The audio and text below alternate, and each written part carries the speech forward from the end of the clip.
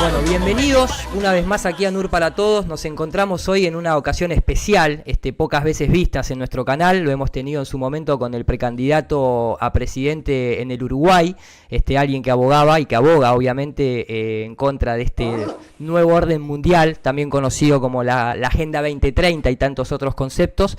Pero hoy tenemos el privilegio de poder charlar con un compatriota, con alguien de nuestra psicorregión y que seguramente disfrutaremos mucho, y queremos también presentarlo obviamente a aquellos que comulgan con nosotros nuestra cosmovisión. Hoy estamos aquí presentes con el señor Guillermo Moreno, precandidato a la presidencia de Argentina, y bueno, podría decirse alguien que comparte junto con nosotros los principios y valores de esta cosmovisión que tratamos siempre de transmitir en nuestros canales. Guille, bienvenido, y después cada uno de nuestros compañeros se presentará rápidamente, pero bienvenido y muchas gracias por la participación aquí en NUR. No, gracias a ustedes por la atención, y aquí estamos para intercambiar pensamientos y avanzar en el conocimiento colectivo. Dale, brevemente nos acompaña el sociólogo de la Ciudad de La Plata, Rafael Currao. ¿Qué tal? Buenas tardes. Pero arriba de todo, Daniel Márquez, profesor de secundaria, técnico en electricidad y bueno, un gran colega en todas estas cuestiones que tiene que ver con la comunicación, de lo político, de lo social. El señor Lore Alcoidis es comunicador visual y artista gráfico, y el doctor Gastón Urclé desde Neuquén. Y quien te habla, Irul Anduche, aquí organizador del canal NUR para Todos. Bueno, arrancamos. Va a arrancar el sociólogo, lógicamente, como es debido. Bueno, ¿qué tal, Guillermo? Mucho gusto. Gracias por estar hoy con nosotros. La primera pregunta, la primera cuestión que queríamos charlar con vos: cuando uno analiza los grandes cambios sociales, ve que se han realizado siempre en base a los cimientos de un código moral fuerte. Puede pensar en los antiguos o puede pensar en los más modernos. Siempre se ha establecido un código moral, ¿no? Una referencia, podemos decirle. Pero claro, el contexto que nos toca, vivimos en una época de un relativismo casi extremo, yo diría producto de la batalla cultural inaugurada fuertemente en el siglo XX, y traigo un poco el nombre de tu partido, ¿no? ¿Cómo se conjuga eso? ¿Cómo es posible conjugar esta época que vivimos de relativismo cultural extremo con una empresa política que busca retomar esta cuestión de principios y valores, es decir, un código moral que nos pueda unir como colectivo? Bueno, precisamente son los anticuerpos que empiezan a funcionar en cada uno de los pueblos y que se articulan desde la respuesta política cuando las opciones de cambio son en el marco de la democracia. Obviamente, si estuviéramos en vigencia de una dictadura, quizá las opciones de cambio serían de otras características. La metodología y la construcción del partido, principios y valores, tiene que ver con las opciones que se construyó al interior de la sociedad para generar los cambios. Te lo ofrece el sistema cada 4 años define la construcción de la administración pública en términos de poder ejecutivo, de poder legislativo, y la impronta que la administración de la cosa pública tiene sobre la actividad privada. El sistema te permite esto, y entonces es la válvula de penetración de estas ideas, que es cierto lo que decís, tienen que ver con los anticuerpos. Esta historia del posmodernismo, lo que vos llamás relativismo, obviamente es lo mismo, tiene que ver con la construcción de la negación de la verdad como criterio de valor, digamos. No existe la verdad la construís desde tus propias visiones, ¿no? El periodismo a veces sobre esto también ayuda. A veces lo hace consciente, a veces lo hace inconscientemente. Pero bueno, nosotros entonces vamos a instalar nuevamente lo que siempre debe guiar el hecho de una sociedad, que tiene que ver con la búsqueda de la verdad y la existencia de la misma. Y para eso la realidad es muy importante, ¿no? La realidad es la que te termina definiendo qué es verdad. Bien, y eso tiene que ver también con lo siguiente, porque justamente cuando pensamos en términos políticos, sobre todo en el contexto argentino, y teniendo en cuenta que estamos hablando con un peronista, hablar de la doctrina peronista nos puede plantear una referencia bastante objetiva para todos aquellos que la conocemos. Es decir, decirse peronista no es un acto, uno no se puede jactar. Tiene que ver los actos y ver si eso es cierto o no, teniendo como contralor la doctrina peronista. Y te hemos visto en estos días defendiendo en muchos programas de televisión y de radio esta cuestión de, existe un solo candidato peronista. ¿Cómo convivís con esta cuestión de la posverdad, de la fake news? ¿Crees que puede ser muy peligroso para la democracia todos estos nuevos ministerios de la verdad, chequeados y demás? ¿Cómo percibís eso? Mira, la democracia es un sistema de selección y de elección. De selección en el proceso, es muy importante el proceso de selección. Uno de los errores garrafales de Cristina fue no someter a Alberto Fernández al proceso de selección. Y después de ese proceso de selección hay un problema de legitimidad a partir de la elección, por el conjunto del pueblo. La democracia tiene sus elementos ordenadores sencillos que te permiten definir en ese domingo de elecciones quienes tienen la lapicera, quienes tienen la capacidad de direccionar las políticas, desde el plano de la política y de los hechos administrativos. Después, desde el poder fáctico, interactúa, porque finalmente poder es la capacidad de tomar decisiones y poder implementarlas. Si vos tomás decisiones y no las implementás, no tenés poder. Por eso la realidad es tan contundente, La realidad es tan contundente. Por eso hay que tenerla como criterio de verdad. Bien, nosotros convivimos en este marco con otros espacios políticos donde lo subjetivo es el ordenador. Te diría que la mayoría de los que van a ser adversarios políticos abrevan a la teoría que estamos señalando como pecaminosa, si vale la palabra. No solo consciente o inconsciente, no creo que Massa esté en condiciones de mantener esta conversación, pero opera en ese mundo. Todos abrevan finalmente en el plan económico de Melconian, si es que alguna vez lo tiene. Por ahora lo único que dice es decir que está trabajando en un plan económico y decir que va a presentar el plan económico, hace una conferencia de prensa y se saca una foto con un grupo de jóvenes. Lo que tenemos de Melconian en su corpus, diría, hasta ahora es eso, no hay nada. Quizá lo tenga, quizá no lo tenga, y si lo tiene lo estará ocultando porque no lo hizo público. Es bien distinto a lo que hacemos nosotros los peronistas, que presentamos un plan económico, lo damos a conocer, está subido a internet, cualquiera que lo quiera leer lo lee. Puede estar en contra, puede estar a favor, pero tiene un material desde donde partir. En el caso de Melconian no hay nada, no hay medidas, no hay articulación, más allá hoy de estar hablando de un equilibrio general, no está hablando de nada. La democracia te permite esta confrontación y para eso nos preparamos. Te vuelvo a decir, no es menor el tema. Si esto, en vez de estar eligiendo dentro de X semanas, estaríamos en una democracia o en una monarquía, bueno, obviamente las confrontaciones serían de otro plano, ¿está bien? Pero no es necesario, acá estamos confrontando en el plano de la democracia y bienvenido que sea así porque resuelve la conducción con menos daño, digamos, ¿no? Al menos en términos de existencia del oponente. Yo viví aquel momento donde la posibilidad de disentir corría de la mano de tu vida. Bueno, entonces, obviamente es un tanto más complejo que esto.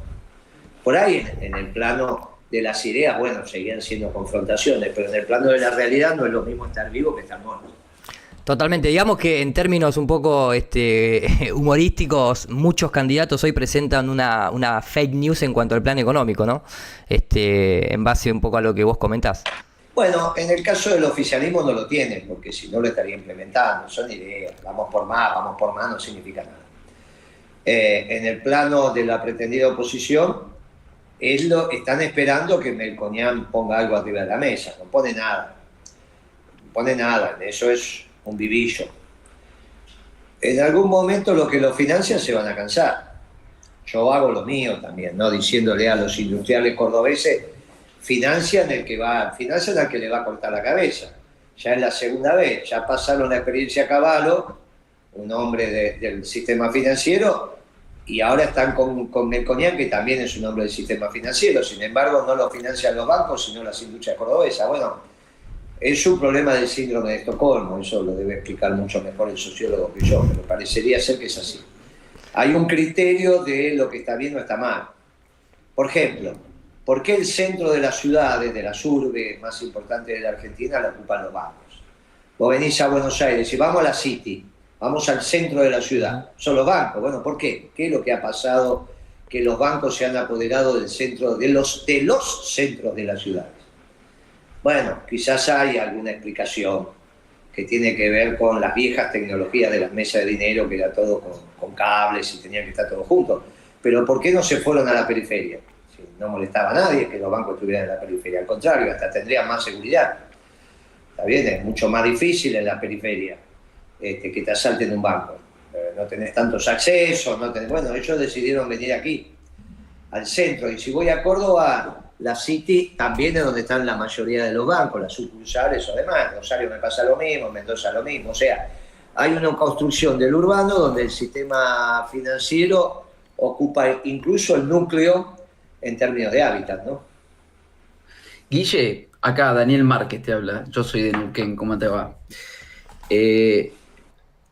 Te oímos escuchar, viste, hay mucha gente que repite la cuestión de izquierdas y derechas. Lo vemos mucho en las redes sociales. Hoy, bueno, es el ambiente hoy. Estamos en una red social, YouTube, nosotros salimos por YouTube.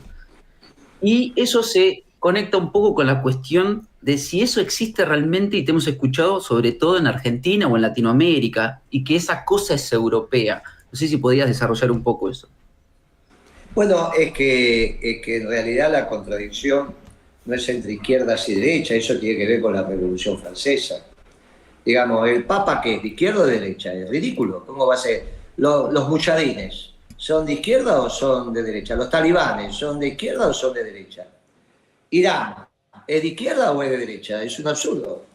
Eso sirve para determinadas culturas y para encuadrar determinadas situaciones. Ahora, los europeos han tenido la virtud, desde unos pueblos determinados y con un espacio geográfico más bien pequeño, universalizar sus concepciones. Esto es muy interesante lo que decís. Ahora se está dando, a mi humilde entender, una consolidación del nuevo Occidente. Esa consolidación del nuevo Occidente, que implica una ampliación de Occidente, ¿va a incluir a los musulmanes? Yo creo que sí. Yo creo que Irán está volviendo a Occidente, como siempre perteneció, desde ya. Desde ya. Ahora, en el momento en que los iraníes, o Arabia Saudita, Siria, empieza a expresar Occidente, las categorías que empiezan a definir a Occidente ya no son las de la Europa continental que supimos en su momento estudiar y definir. Pasan a ser categorías que quizás incluyan a las tres religiones monoteístas más relevantes, la judía, la cristiana y la musulmana. Y ahí entonces, al margen de la diferencia de ritos que puede haber, diferencias profundas, importantes, sobre... nosotros obviamente tenemos un trío ahí que definimos como Dios, ¿está bien? Padre, Hijo y Espíritu Santo, generado desde Dios viene su Hijo. Bueno, los musulmanes en eso tienen una opinión distinta y los judíos también, pero hay categorías que unifican los mínimos comunes denominadores que quizás ya sirvan de la base para construir este occidente ampliado y salir de esas categorías de izquierdas y derechas. Nosotros nos toca vivir esas categorías como universales cuando evidentemente no lo son. ¿Qué es China? ¿De izquierda o de derecha? ¿Quién puede saber? Evidentemente esa categoría no es la que permite encuadrar al gobierno chino, mucho menos a Xi Jinping, ¿no? Que hoy es su presidente, y vamos a ver por cuánto tiempo más. ¿Tiene que ver eso con entonces redefinir esto y poder plantear lo correcto, lo que corresponde, que vendría a ser o nacionalismo o globalismo? Bueno, que esto es lo que nosotros planteamos como confrontación. Ya lo empezó a plantear, la voz más potente que planteó esto fue el Papa, ¿no? Cuando dice, estamos en una casa común, todos los integrantes de esta casa común que se mancomunan en un pueblo son indispensables, y la casa común no la expresa una esfera, sino un poliedro, donde cada superficie de ese poliedro es un pueblo determinado. Por eso tienen que existir los pueblos, y entre los pueblos tenemos que construir puentes. la construcción intelectual del Papa es muy interesante, si bien él no se define como un teólogo, se define como un pastor, obviamente es un hombre de una brillantez extraordinaria, a su vez iluminado por el Espíritu Santo, ¿no? Entonces su discernimiento es muy potente. Sí. Vos sabés que estás en una casa donde la cosmovisión se debate, pero es interesante lo del poliedro, para nosotros no es la cuestión esférica, eso por un lado. Por el otro, ahí se mete un tema interesante, ¿no? Porque si la discusión es nacionalismo-globalismo, ¿por qué se da así para nosotros? Y por otro lado, esta cuestión de, claro, en el caso del Papa, que es jesuita por empezar, para nosotros eso tiene una connotación, entiendo que hay una transformación cuando él hace su rito y pasa a llamarse Jorge a llamarse Francisco, por un lado, y después esta cuestión de que, en definitiva, él está en un estado específico. ¿Eso qué tiene que ver con Argentina?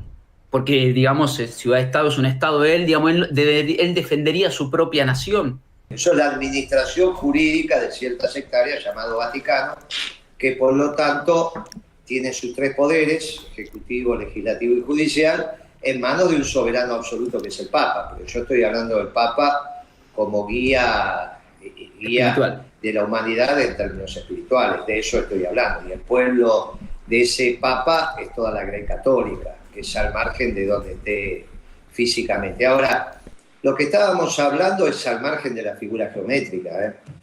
Yo estoy hablando en términos de la construcción. Eso puede ser en un mundo redondo o en un mundo plano, no tiene importancia. No fuimos de cómo es el mundo en términos geométricos. Eso no tiene importancia porque estamos discutiendo sobre la justicia. Puede ser plano o injusto, puede ser redondo o injusto. Exactamente. No tiene importancia. Estamos hablando, la figura en tanto y en cuanto nos representa. Vos no vas a negar un poliedro. Vos entendés lo que es una esfera, lo que el Papa te está diciendo, que en una esfera todos los puntos son iguales. Está bien, en una superficie todos los puntos pueden ser iguales o pueden ser distintos.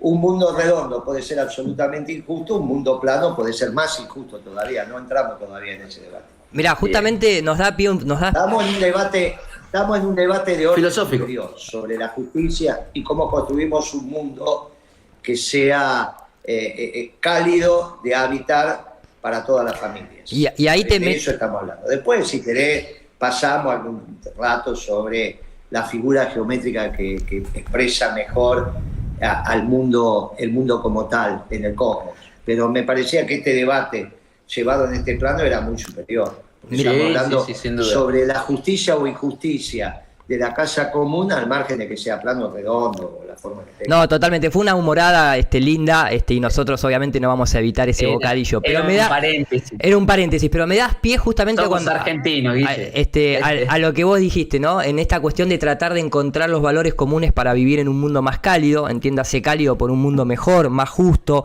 con más amor, ¿no? Que es un principio ordenador también el amor. Y justamente tocamos algunos temas en términos de religiosos, si se quiere, porque hablamos del judaísmo, hablamos del Vaticano, hablamos del cristianismo, etcétera.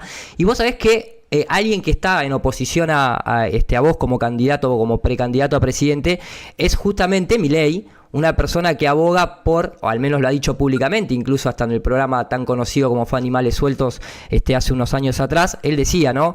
Yo, si gano, más allá de citar varias veces la Torá, que es un contraste religioso en términos a lo que nosotros tal vez en Argentina estamos acostumbrados, él decía, yo si gano lo primero que hago es trasladar la embajada de Argentina de Tel Aviv a Jerusalén y tener como aliado a Estados Unidos e Israel, que no se caracterizan mucho por buscar un mundo de paz y amor, ¿no?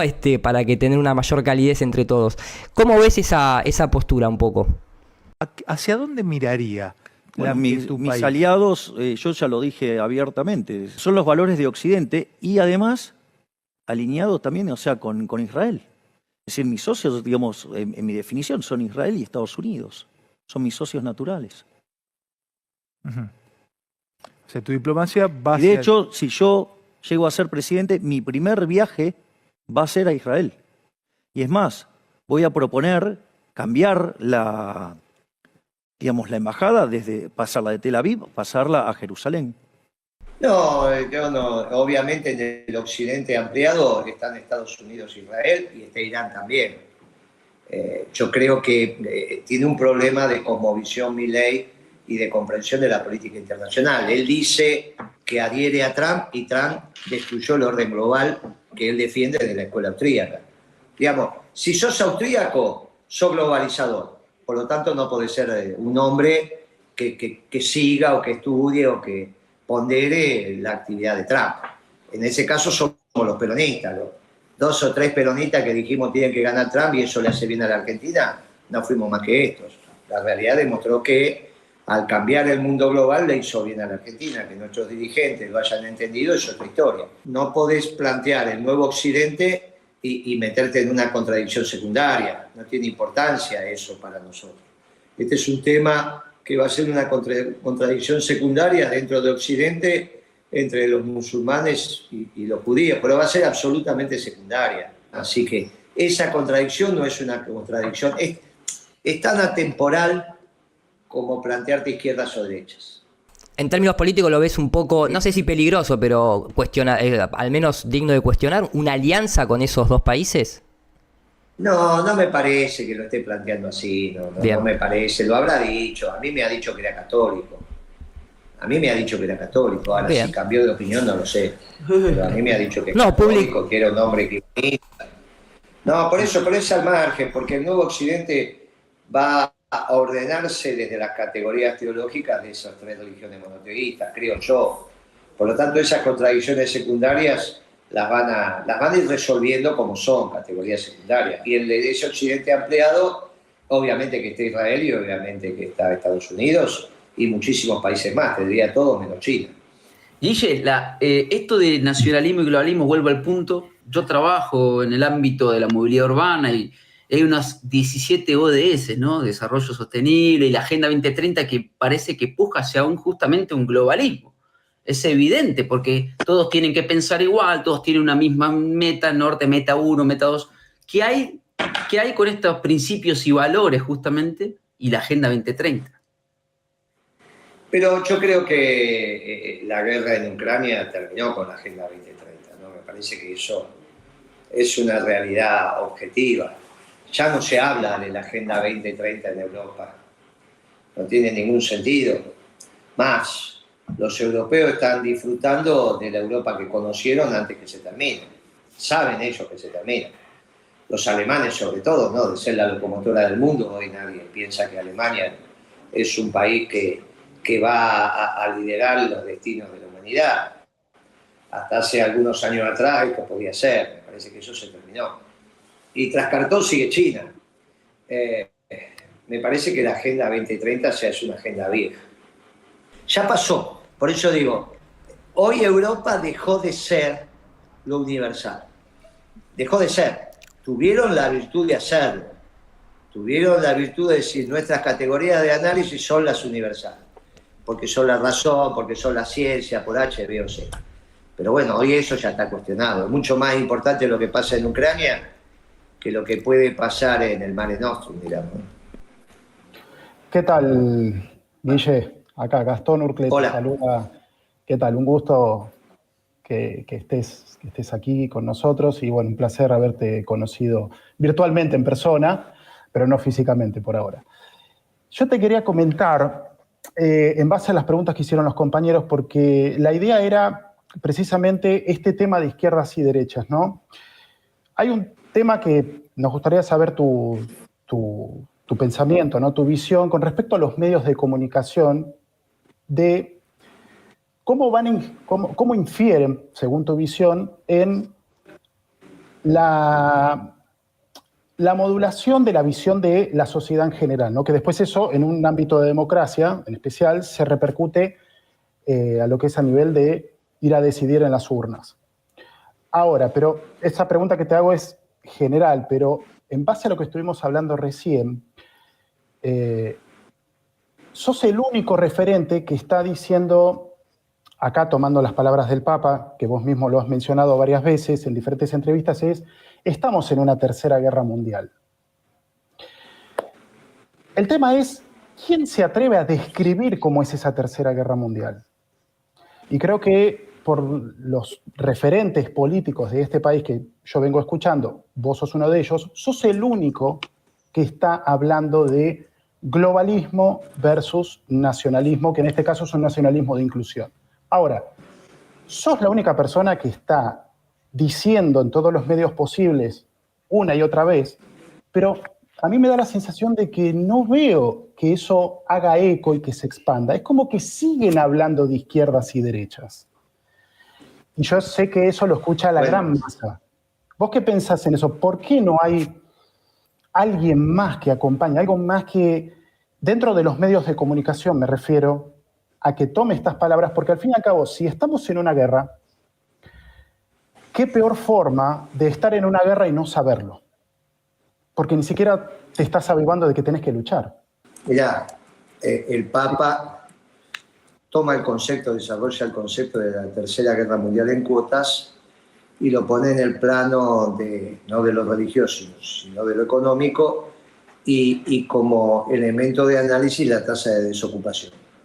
Él dice, aquellos pueblos que no estén en condiciones de generar trabajo y que brinden una tasa de ocupación más que saludable, tienden a la dispersión. Y como él es un defensor de los pueblos, dice, tenemos que construir una economía que genere empleo al interior de cada pueblo y dada sus características. En eso estamos, por eso no somos globalizadores. En términos económicos, nosotros planteamos que estamos en condiciones de volver a reindustrializar la Argentina, que es lo único que te permite una tasa de desocupación a la baja. Todo aquel que levante la mano y quiera trabajar, la economía tiene que generar el puesto de trabajo. Obviamente priorizando el sector privado porque es ahí donde se construye el valor. Bueno, muy bien. Esto lleva a un proceso. La dinámica hace que lo que hoy es minoría, mañana sea mayoría, y así vamos yendo. Dentro de una estructura de resolución de las contradicciones, de la construcción de la mayoría y minoría, que es la democracia. Por eso hicimos un partido, ¿está bien? Y a esto estamos sometidos. Ahora, los medios de comunicación cumplen un rol en esto, porque entre otras cosas les sirve decir que la construcción de la verdad es la que ellos publican. Porque entonces, en la medida en que la sociedad termine diciendo que lo que importa es la verdad publicada y no la verdad, vos los vas instalando en el centro decisional. Bueno, hace parte de esta situación. También podés no darle importancia a los medios y decirle, mire, la realidad va por otro lado. Y vos decís, bueno, no tiene trascendencia para mi discurso, pero también es cierto que los medios multiplican el discurso. Si vos no apareces en las redes, en la televisión, en la radio, bueno, te escuchan los que te escuchan. Y tenías que ir con el banquito a la plaza. También es interesante, pero iba con el banquito a la plaza y son los 100, 200. Vos haces un acto y hay 5.000, 8.000 personas y después cuando te enterás por las redes subo 300.000. Bueno, esas son, qué sé yo, 5 canchas, ¿viste? O 4 canchas de Boca juntas. Si vos juntás 4 canchas de Boca, decís, uy, este tipo, mirá qué presencia que tiene. Vos tenés 300.000 tipos que te siguen un acto y bueno, son 300.000, no pasa nada. Bien, obviamente la comunicación tiene su impronta, hay que seguirla. Lo que hay que estudiar es cuál es el marco teórico de la correcta comunicación popular. Y eso me excede. Eso lo harán los sociólogos, lo harán los muchachos vinculados a la comunicación. Ellos tienen que encontrar la comunicación peronista. A mí me tocó, o donde me enfoqué, encontrar la economía peronista. Por eso pudimos escribir un plan económico peronista, que es distinto a uno marxista, a uno liberal, a uno socialdemócrata, a uno neoliberal, a uno de nacionalismo de exclusión. Es distinto, es distinto. Pero bueno, lleva su tiempo. Quizá este debate sobre la comunicación todavía no maduró lo suficiente como para que aparezcan los intelectuales de la comunicación peronista y puedan sistematizar el pensamiento. Por ahí hoy todavía la comunicación peronista es replicar desde una identidad peronista lo que te enseña la facultad. Y la facultad vos sabés que está en la Agenda 2030. La facultad sí. Esto no significa la totalidad del conocimiento, digo la facultad. Sobre todo lo que maneja la UBA, ¿no? Porque detrás de la UBA están los radicales y el ala radical no nacional, sino el ala radical globalizador, si es que ellos tienen conciencia de que ocupan ese lugar, porque vos conversás con ellos y a veces no tienen conciencia de la pertenencia a ese espacio, como que los van llevando. Totalmente. Mirá, Perdón, Iru, que sí. yo quería decirle, porque imagínate que está hablando de él como sujeto de Guille, ¿no? Estás hablando de la cuestión económica, los comunicadores, los doctores, los que sean peronistas. ¿Qué es ser peronista, Guille? Porque peronista, vos escuchás la palabra y al 90%, no sé si te acordás, una entrevista con Fantino que te dijo, Guille, no digas más peronista, porque él, yo lo entendía a ese sujeto, lo que te quiso decir, y por lo tanto, ¿viste por qué? Y claro, porque se la apropiaron, se infiltraron o lo que sea, o se equivocaron. Entonces, de tanto decir peronista, ¿qué es para Guillermo Moreno el peronismo? Digamos, ¿qué? Porque está en Argentina, lo sabemos muy bien, muy usada, echada hacia abajo. Finalmente, lo que nosotros estamos diciendo, que hay unos principios ordenadores en la construcción de una sociedad. De la misma manera que por un punto pasan infinitas rectas, y eso es una verdad evidente, es una verdad que la tomás y con eso construís la geometría, al menos la geometría euclidiana. Hay verdades en la construcción de la sociedad que no hace falta demostrarla y que no se podría. Nadie puede pensar que vas a construir una sociedad desde el odio o desde la desigualdad o injusticia insolidaria, sin valentía. O sea, hay elementos que vos tomás como verdaderos al margen de su demostración. La articulación de esos principios es lo que te permite construir una doctrina. Y esa doctrina, naturalmente, es la que te permite administrar la cosa pública atendiendo al bien común. Por eso es tan importante la doctrina como ordenadora de las decisiones de los miles de funcionarios que conforman un gobierno. ¿Está bien? Si vos decís, la doctrina es un gobierno esclavo de un pueblo libre, sos peronista, vas a ser un gobierno esclavo de un pueblo libre. No vas a ser el partido único encaramado en la estructura del Estado y la razón la verdad la tenés vos, la razón como verdad. La tenés vos y al resto que piense distinto, como vos expresás el todo también, lo aniquilás. Bueno, la doctrina nuestra dice otra cosa. Por eso no deberíamos haber puesto las acciones de YPF en manos de los cuadros políticos que en ese momento estaban instalados en el Estado. Y bueno, y ellos tendrían que hacer ahí el plan de negocio YPF, aunque la administración, como todo gerenciamiento, tiene que ser profesionalizado. Estamos hablando de la propiedad. Con eso te hubieses evitado que una persona anglófila como Aranguren definiera el plan de negocio de YPF. Se la sacaste a los españoles, se la terminaste dando a los ingleses por 4 años. Una tontería. ¿Viene de qué? Y de no entender qué te decía la doctrina. Si Alberto hubiese sido doctrinario, jamás hubiese dicho que entre salud y economía elegía la salud. Hizo pedazo la economía, porque tuvimos extraordinario ministro de salud donde decía que para tener una buena salud primero había que tener una buena economía. Bueno, esto lo enseñó el peronismo al mundo, ¿no? Bueno, eso que mencionás, perdón, Guille, que te interrumpa, eso que mencionás precisamente de la economía versus la salud, o la salud versus la economía, es precisamente que había por lo menos en el momento en que Alberto lo menciona, lo escuché en vivo, dije, yo siendo médico, lo primero que me acordé fue de Ramón Carrillo, y dije que o bien nos lo hicieron estudiar en la Cátedra de Salud Pública, y dije, acá el presidente está teniendo un error de concepto, porque de hecho, yo me doy cuenta que cuando vos hablás, Guille, para alcanzar esa verdad evidente, vas a los conceptos más básicos. Yo me acuerdo en una entrevista cuando Fontevecchia te dice, usted siempre muy esotérico, muy metafísico, pero de hecho así se abordan las verdades simples. Y precisamente cuando Alberto menciona eso, yo dije, uy, acá hay un error conceptual, tremendo. ¿Por qué? Porque el mismo Ramón Carrillo en su época lo dijo, para paliar los problemas de salud en aquel momento, necesitó una economía fuerte. Si eso lo llevamos en términos metafísicos, la economía, porque en biología se habla de economía también, es la economía de la biología. No podés aislar a la biología para que sobreviva, no. Y acá sucedió algo muy similar, incluso en términos macro. A nivel país se vio un deterioro gracias a eso, cosa que en otros países se manejó de otra forma. Lo que pasa es que Fontevecchia diferencia física y metafísica entre la realidad y el ideal. Y para nosotros la metafísica también hace parte de la realidad. No es que está alejada de la realidad como criterio de verdad. Bueno, acá la pensamos metafísica, exactamente parecido. Claro, bueno, por eso es un problema, pero es un problema de cuando dialogan desde culturas en su amplia definición distinta. Por eso son interesantes los diálogos con Jorge, porque es un hombre, Fontevecchia, ¿no? Pues es un hombre que todavía tiene vocación de aprender, y nosotros también. Entonces son diálogos bien interesantes. Y él está aprendiendo, ¿no? De a poquito se va peronizando.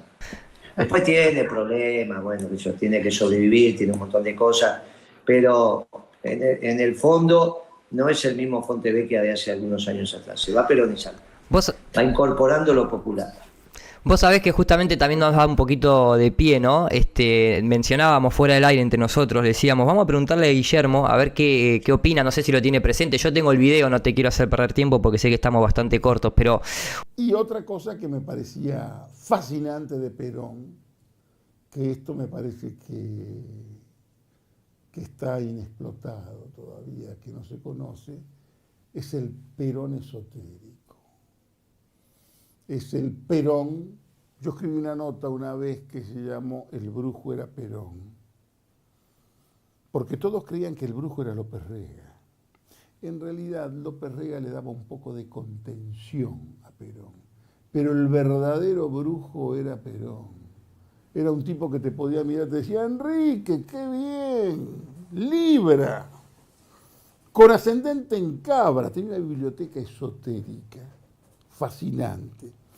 Y el esoterismo en la política argentina es otro tema pendiente, ¿sabes? Porque casi todos los grandes líderes de la Argentina tuvieron un costado esotérico importante. El conocimiento que tenía Perón del humano, del oculto, de lo que tiene que ver con la conciencia y la subconsciencia y la energía, está en todos sus libros, que creo que la biblioteca esa la compró Francisco de Narváez, digamos, curiosamente, ¿no? Una vez en el 2018, creo que fue por ahí, o 2020, por ahí, el Turco Asís mencionaba que Perón tenía esta cuestión esotérica en la que él definía que verdaderamente el brujo era Perón y que nunca dejó de lado y que de hecho era como algo sine qua non de un político relevante, esta cuestión, ¿no? Esotérica en la política desde el entendimiento de saber manejar las energías. ¿Qué opinión te merece? ¿Estás metido en ese tema? ¿Te interesa? ¿Lo considerás algo importante a la hora de conducir en lugar de gobernar? Simplemente, ¿no? Como decía Perón, a la gente que esa energía se la conduce, no se la gobierna. Y todo este tipo de asociaciones, tal vez. Mirá, hay un lugar en la teología cristiana para los chamanes, porque te encontrás en algún lugar. Ahora, no es mi rol, es el rol de otros que dentro del movimiento articulan ello. Por eso cada uno tiene que ocupar el rol que le corresponde dentro de sus dones y saberes, los dones dados por Dios y los saberes que vos cultivaste hasta ahí. Pensar que vas a tener a alguien que hoy le toca ser el pajarito llamado con el cúmulo de saberes, esto me parece que es injusto. Es obvio que mi vinculación con ese espacio llega hasta la misa dominical. Voy a la misa dominical, comulgo y tengo mi pastor, que a su vez hoy es el candidato a jefe de gobierno de la ciudad. Vos podés decir, bueno, somos hombres coherentes, agarramos al pastor y le pedimos que sea nuestro candidato. Si vos tenés 2 o 3 muchachos como candidatos en la ciudad, donde lo moral no es el elemento ordenador, sobre todo pensando en Lustó, pensando en Larreta, no me voy a meter con Jorge Macri porque no lo conozco tanto, es nuevo en la ciudad, pero sí los conozco a los otros dos. Vos tenés que poner un candidato profundamente moral, porque y quizá la ciudad esté dispuesta a recibir el concurso de ese discurso. Esto es muy importante, porque si la ciudad de Buenos Aires adelanta el ciclo, quizás de acá a algún par de años estemos discutiendo ya decididamente no la Agenda 2030, sino la de los pueblos. Y en Barcelona también haya llegado la hora de los pueblos. Si la ciudad de Buenos Aires adelanta el ciclo, al menos la capital, es muy interesante, ¿no? Si dentro de 2 años la Europa que conocimos ya no está más, bueno, si resulta que los europeos en vez de impedir que entre los africanos, empieza a ir para África, cosa que no ¿viste? Digo, miren muchachos, ojo con eso porque Libia, Argelia, todo el norte de África puede ser perfectamente habitado por familias europeas si se da vuelta la inmigración, ¿no? Bueno, creo que esto es una posibilidad como ya existió, ¿no? Como ya existió. Hoy rechazan al distinto. Bueno, no sea cuestión que tengan que ir ellos, siendo minoría, a ubicarse en esos espacios, que son los espacios que van quedando. Imagínate, país como Libia, Argelia, Egipto, Marruecos. Bueno, tenés mucho. Ni hablemos si arrancás por el sur, ¿no? De África, arrancás por Sudáfrica, Namibia, Angola. Todo eso tenés cantidades de cosas para hacer. Mozambique, Rodesia. Digamos, hay todo un espacio donde los europeos pueden encontrar un buen vivir. Y esto que estamos hablando ahora y los inmigrantes que se ahogan en el Mediterráneo, se revertirá el flujo. La Europa que conocimos quizás se terminó. Obviamente, la Europa que supo construir estos nichos de cultura para Europa y que después los demás aprendimos, los tenemos que preservar. Lo que hay que terminar es con la Europa universal, pensando que de ahí irradia el conocimiento para el orbe, ¿no? Le quería preguntar justamente al mencionante Europa, venías utilizando, y utilizás mucho la palabra de anglófilo, lógicamente, nosotros estamos muy bien en contexto de lo que se habla, y para nosotros obviamente es un peligro, lógicamente, ¿no? Más abogando por una doctrina peronista. Me acuerdo en una entrevista que le hace Eloy Martínez en septiembre de 1971, Perón justamente deja, cuando le pregunta sobre las independencias de nuestros pueblos, él deja bien en claro que en esa tercera posición era obviamente un enfrentamiento entre el imperialismo británico y la masonería. Y él dice, desde Rivadavia hasta la fecha, salvo yo, la presidencia de Perón, el resto han sido presidencias intervenidas por la masonería. No hemos dejado nunca de comprender que dentro de la historia argentina han habido dos líneas perfectamente bien establecidas. Cuando se liberan nuestros países en la independencia, esa liberación es un poquitito más compleja de lo que pareció. Planteó ya dos líneas en el movimiento de Mayo. Ya están planteadas las dos líneas, perfectamente. La línea que obedece al imperialismo británico y la otra línea, la línea nacional o la línea hispánica, llamémosle. En nuestro país, todos los gobiernos que se escalonaron desde Rivadavia en adelante fueron todos gobiernos de la masonería. Fue la línea masónica, es decir, la línea anglosajona. Desde entonces hasta nuestro momento, a través de unitarios, federales, bueno, los federales era la línea nacional, que diremos así, por primera vez cristaliza algo fuerte en eso. Ya no es línea masónica, es antimasónica, es nacional. Y es la que corresponde a la línea hispánica, porque siempre hubo una resistencia contra Inglaterra en las colonias. De esa línea, y bueno, en esa línea estaba Juan Manuel de Rosas, en esa línea estaba Hipólito Yrigoyen, en esa línea estaba yo. La otra línea es la línea masónica, es la línea anglosajona. Hoy en Argentina sigue estando eso presente, y no sé si vos estás con alguna idea al respecto, porque obviamente no solamente en Argentina, sino en el resto del mundo hay una infiltración muy clara, muy abierta, incluso hasta en muchas de las presidencias actuales directamente se enorgullecen de ello, ¿no? Y es tal vez un servicio de inteligencia británico en muchos de los casos, la masonería. Bueno, los grupos de interés existen. Los grupos de interés comunes, si a eso vos llamás masonería, son grupos de interés que se protegen. Te ayudo para acá, vení para acá, vamos para allá. Ahora, nosotros, obviamente, la construcción de la nación argentina y su permanencia tiene múltiples fuerzas que se confrontan. Todo el tiempo, porque es muy dinámico esto. Pero los grupos de interés existen. Bueno, desde ahí los tenés que pensar. Por eso la doctrina es tan importante. Vos tenés un tipo como Esper que dice, bueno, las Malvinas las perdimos, ya no son más argentinas. Pero eso no ha penetrado en el espíritu del pueblo argentino. Está bien, cuando llega el 2 de abril todo el mundo se acuerda de sus héroes. Eso no impide que después lo diga, Patricia Bullrich también diga algo no tan grave, pero lo diga por ahí. Bueno, son las contradicciones que tenés que ir resolviendo. También estamos nosotros del otro lado, ¿no?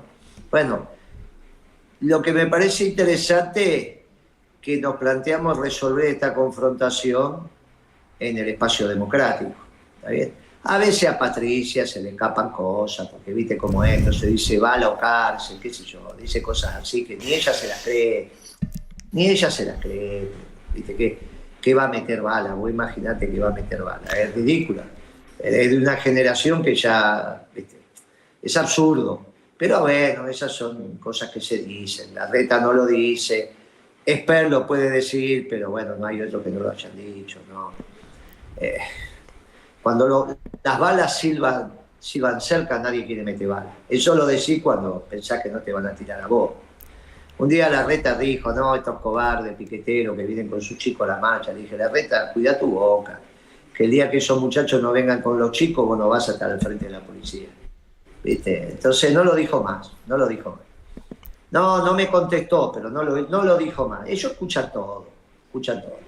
Pero bueno, es lo que hay.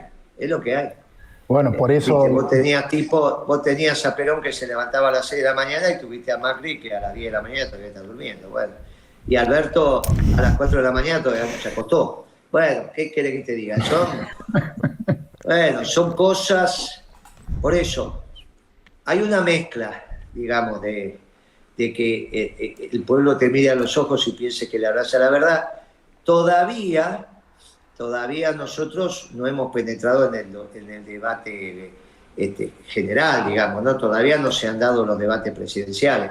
Eso es una instancia muy importante donde el pueblo escucha. Hoy todavía haces política de culto, digamos, para los que te escuchan, para los que están, para los más interesados. Ya va a alcanzar esto la masividad. Bueno, cuando alcance la masividad, y sobre todo también la importancia de que el pueblo se comprometa con su destino. También hay toda una corriente de ¿para qué te vas a comprometer si yo lo hago por vos? Eso es tanto del liberalismo como del marxismo, ¿no? Bueno, el peronismo es otra cosa, comprometete y forja tu destino. Bueno, en esto estamos. Yo lo que digo que hoy estamos mejor que hace 2 o 3 años atrás, donde no se discutía la Agenda 2030, se daba por hecho. Los muchachos decían, la Agenda 2030 se impone. Y hoy estamos discutiendo si todavía existe. Bueno, en Barcelona puede ser, pero en Kiev no, en Roma no, y así sucesivamente. O sea, estamos mucho mejor. Seguramente gana Trump en Estados Unidos, está Putin, está el Papa. Tenemos 2 o 3 personajes a escala global bien interesantes para la construcción de este Occidente ampliado. Y en ese Occidente ampliado, al menos la figura de este Papa, está la representación de los pueblos que no tienen voz. Es muy interesante el mundo que está viviendo. Obviamente todos los dolores de parto son dolores de parto, ¿no? Y en el medio nos toca jugar esta elección, y bueno, hacemos el aporte que hacemos. Yo creo que estamos mejor. Si no hubiese estado principios y valores de peronismo en esta contienda electoral, nadie hablaba. Después si vamos a sacar el 5, 10, el 15, no lo sé. Quizás sí sé que como creo en los milagros, capaz que ganamos. Si ganamos es porque el pueblo produjo otro milagro, ¿no? El primero fue el surgimiento del peronismo y el segundo sería que ahora aparezca un gobierno peronista, es prácticamente impensado. Pero el pueblo argentino es un pueblo milagrero. Guillermo, yo quería, por lo menos de mi parte, para terminar, resaltar algo. Por supuesto, vos no conocés nuestro trabajo, pero tenemos una cosa en común, y es que somos grandes buscadores y analizadores de axiomas. Desde nuestro rol, que creemos didáctico, pedagógico, intentamos siempre ir a esas verdades que se hacen pasar por evidentes, y creo que esa voluntad que vos tenés, creo que es necesaria, creo que es responsabilidad de la política también hacerlo. Muchas veces lleva a la exigencia que compartimos de coherencia. Es decir, hay un razonamiento lógico que yo creo que hace mucha falta recuperar formación en razonamiento lógico formal, hablo, de decir, mira, hermano, si tu premisa es esta y luego viene esta, vos no me puedes saltar con ZX. Vos, al menos eso no es coherente. Y a mí me agrada mucho escuchar tus debates y tus charlas porque tenés esa voluntad de al menos exigir coherencia. Entonces, bueno, nada, lo quería resaltar porque es algo que nosotros también hacemos en este y en otros temas, y creo que es un rol de todos aquellos. Bueno, yo soy recibido en la Universidad Nacional de La Plata. Siempre tengo esta convicción de que hay que hacer esa devolución al pueblo de lo que el pueblo ha confiado en uno, ¿no? Y bueno, quería mencionar esto, que tenemos en común, aunque vos no lo sepas, esto de buscar los axiomas, buscar la coherencia lógica, y eso pone muy nervioso a mucha gente al que está enfrente. Muchas veces, quiero decir. Sí, no hay duda. Mi rol ha sido lo he cumplido, y yo estoy, como decía el Tato Gualdini, con la satisfacción de haber cumplido. Insisto, si nosotros no hubiésemos hecho principios y valores hace un par de años atrás, hoy estaríamos como Scioli. Y esto es muy importante, y es lo que yo le valoro a los compañeros, porque esto no es ni personal, esto es un proyecto colectivo, estamos en todo el país. Y si el peronismo sobrevive cuando ellos querían dar vuelta a la tierra y secar las raíces del peronismo, con todo lo que ello implica, es porque principios y valores dijo presente. Y alrededor se van construyendo los distintos anillos, y uno es solamente un producto de una secuencia llamado proceso, donde son mucho más importantes los procesos que los hombres, y yo lo entiendo así. Yo les agradezco mucho la charla, creo que nos sirvió, creo que nos vamos a seguir viendo, y no va a faltar oportunidad en que discutamos de este u otros temas que a ustedes les interesen. Yo les agradezco mucho y les dejo el cierre de la charla a ustedes, que son los organizadores de ella. Muchas gracias por la atención. No, por favor, mira, voy a arrancar yo, y también déjame decirte que compartimos algo que vos te hemos escuchado muchas veces, incluso cuando se quiere mercantilizar al propio ser humano, cuando, ¿no?, en esa cuestión anglófila propone, ¿no?, que el ser humano no tiene alma, ¿no?, y esta cuestión de que puede ser mercantilizado. Nosotros, por lo menos en la cosmología que estamos interpelando desde hace varios tiempos, entendemos, ¿no?, y también abogamos y defendemos esta idea, tal vez desde otro costado, de que somos, ¿no?, una creación, tal vez, ¿no?, de lo que muchos llaman Dios, otros podrán llamarlo el gran espíritu, etcétera, etcétera, pero estamos totalmente en acuerdo con eso. Nosotros siempre decimos, somos un nacionalismo, podría decirse un peronismo terraplanista, ¿no?, en nuestras cuestiones personales en el foro íntimo. Te agradezco muchísimo que te hayas acercado hasta acá, porque obviamente también genera su polémica muchas veces el hecho de alguien que se dice de brazos abiertos. Bueno, creemos que al vos estar aquí con nosotros estás demostrando con sus frutos aquello que profesa, ¿no es cierto? Entonces yo, de lo personal, te agradezco que te hayas acercado a nuestro canal, que tiene su polémica ahí en las redes sociales. Así que muchas gracias, Guillermo, por tu presencia. Mirá, la interna más difícil que tiene Principios y Valores es entre aquellos que son veganos y aquellos que son carnívoros. Los que solo comen carne y bien. Así que perfectamente yo le doy la bienvenida al movimiento peronista, al ala terraplanista. A mí me parece hasta tienen rima para hacer una consigna. Aquí están. Muchas gracias, Guillermo. Acá también tenemos el problema de los... Gracias, Guillermo. Un abrazo grande, Guillermo. Un abrazo grande. Un abrazo enorme. Hasta luego. Hasta luego. Ellos saben que la tierra es plana, ellos manejan la primera plana, ocuparon todo medio para control de masas, más la cosmología que es sagrada se restaura. Ellos saben que la tierra es plana, ellos manejan la primera plana, ocuparon todo medio para control de masas, más la cosmología que es sagrada se restaura.